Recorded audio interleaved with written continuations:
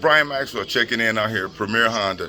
And if sales reps are still nervous about what a customer is going to say, if they're serious about buying when they're coming into their dealership, you focused on the wrong thing. If this had been February of 2020, was it likely that somebody would pop in on a Saturday afternoon with their family after going to flea markets or going to garage sales just to stop in and see what's going on? Yeah. Would a person pop in on their lunch break just to see what's going on? It was highly likely. But right now, in a post-COVID world, you have to know what's going on.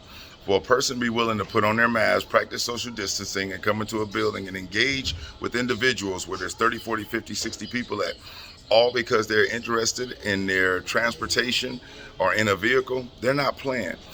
When a customer comes into a dealership, they're no longer in shopping mode or I want to think about it mode. You have to know they're in action mode. Now, it's up to us to make sure that we give them a good enough reason to do business with us at our store. And how do we go about that? First, it starts off with being able to sit somebody down and qualify them in a manner that doesn't come across as an interrogation. It actually comes across as you're somebody that's trying to learn and understand what's important to them, what's going on with them, who's going to be involved riding in the vehicle, doing things with it, with them, and how a particular option that you may have on your lot will help them solve a specific problem or specific problems.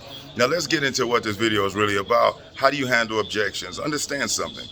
A customer's responsibility when they come into your store is to leave out coming out with as much as they can, but coming off of as little as they can.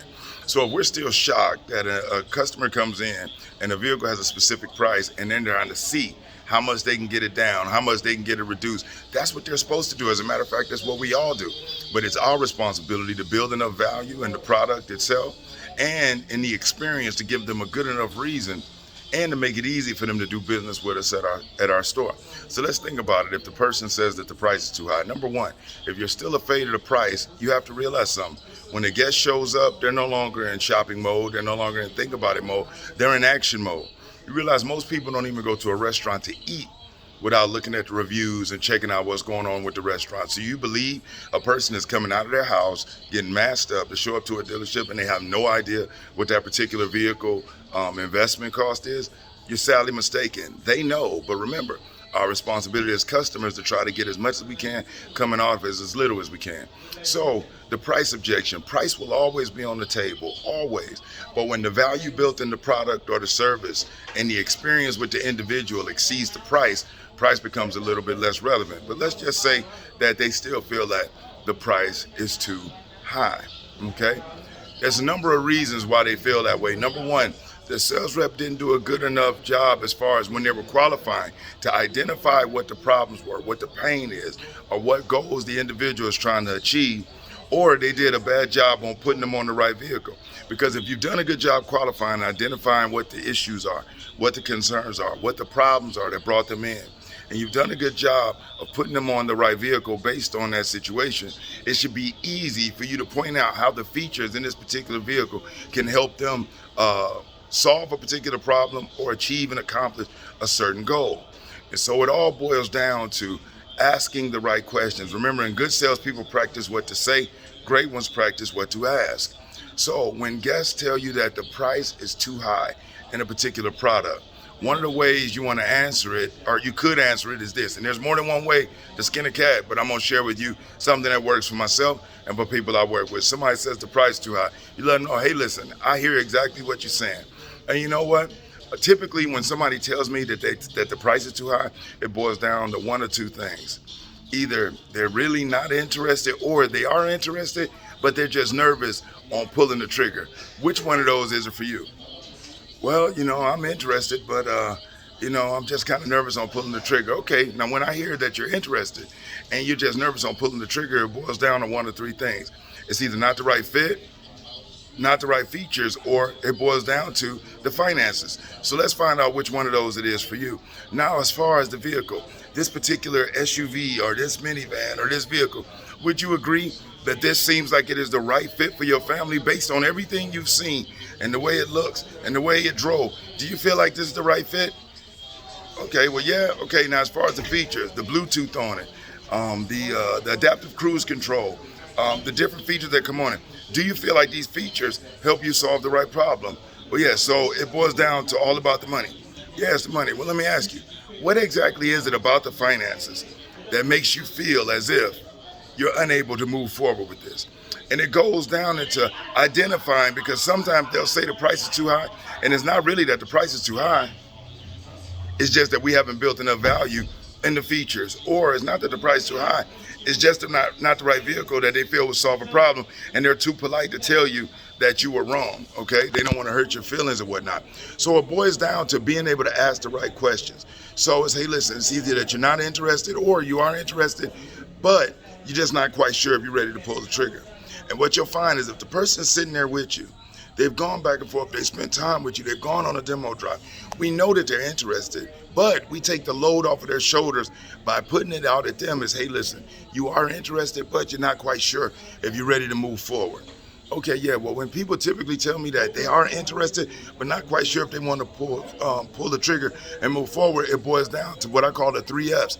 Either not the right fit, not the right features, or it's the finances. So what you want to do is isolate whether it is the right vehicle, isolate whether it is the right features, isolate whether it is the finances. Because remember, even though they said the price is too high, many times that's a blanket for many other problems, but most salespeople are not, most customers aren't accustomed to or aren't used to a salesperson being willing to dig deeper to identify what's going on, or to take that load off their shoulders by giving them the opportunity of saying, hey, you are interested, but not quite ready to move forward. It could be a number of things with that, but you want to isolate what the problem is, what's going on in that customer's mind that could be holding them back, okay?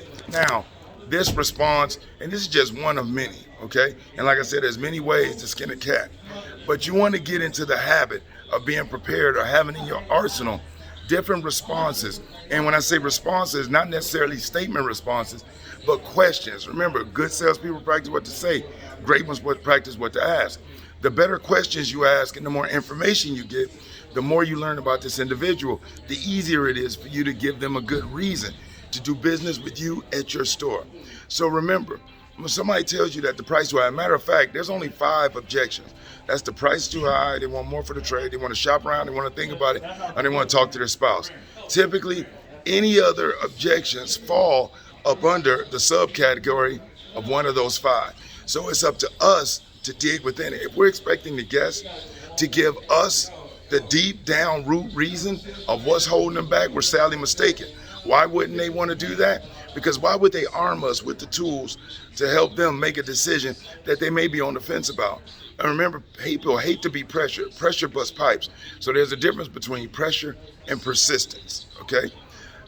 The right applied pressure also creates diamonds. So pressure busts pipes, but the right applied pressure makes diamonds. So good salespeople practice what to say, great ones practice what to ask. Don't just give up when you hear that. Dig deep to try to get to the root cause of what's really going on.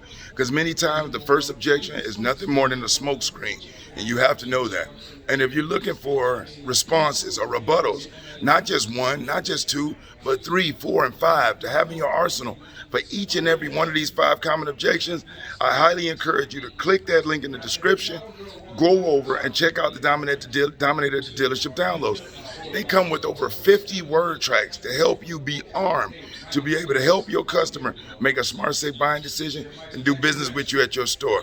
The definition of insanity is doing the same thing over and over again and expecting different results. Well, you don't have to do that. And I know it can be challenging, and I know it can be nervous. You can say, well, what if I go over and I take the chance with this and it doesn't help me?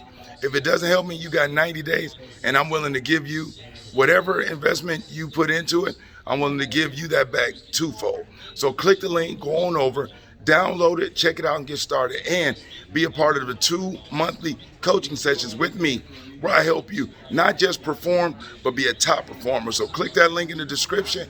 Go over, check out the Dominator Dealership downloads.